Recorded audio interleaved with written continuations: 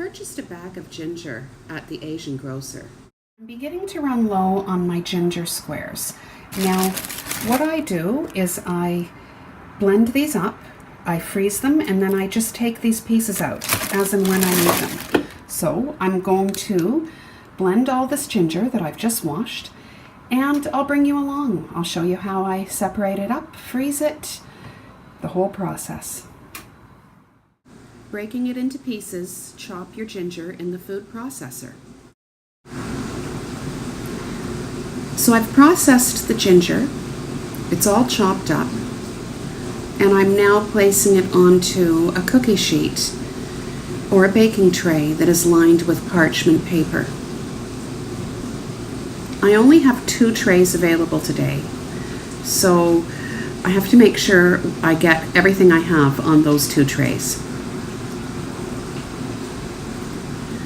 So I'm now beginning to shape it into a rectangle, roughly. You know, this is not a perfect process.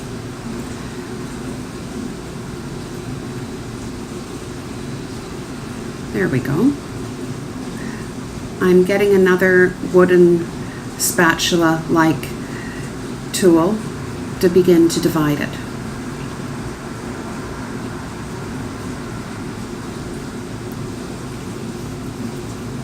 There's a big chunk that the food processor missed.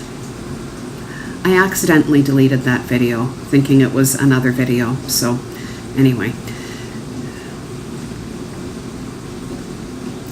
And I'll continue to do this for a while and just work on the whole tray, dividing it into squares.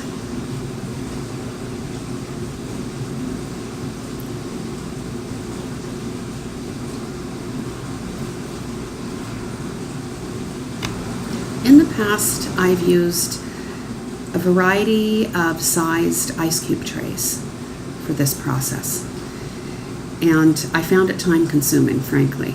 I really find this is the quickest way to do this.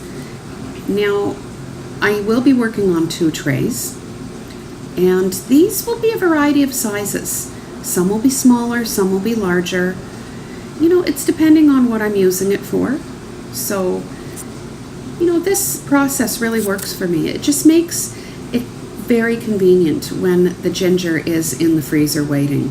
So I don't have to worry about buying it. Is it rotting in my fridge? Because as you see, I buy it in such a large quantity.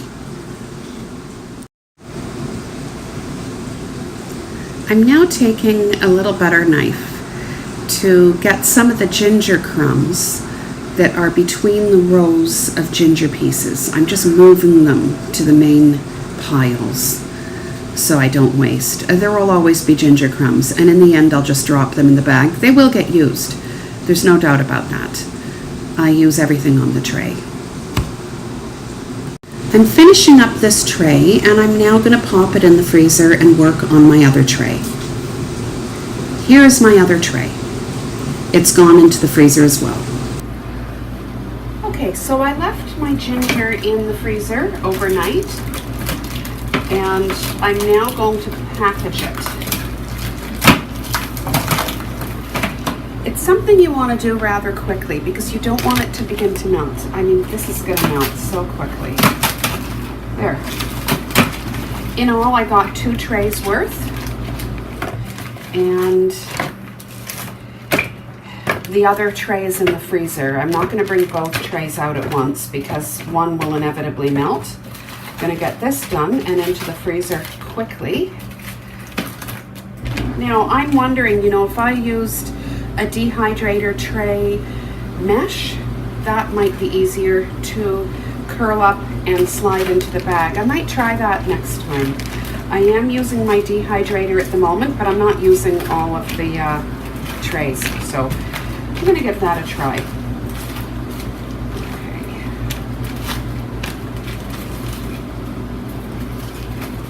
Making a mess. Okay, there we go. And this is not going to be wasted. That we're going to use. It'll end up at the bottom of the bag, but it will get used. Okay, so there you go. I'm gonna quickly pop this into the deep freeze and bring out the next tray.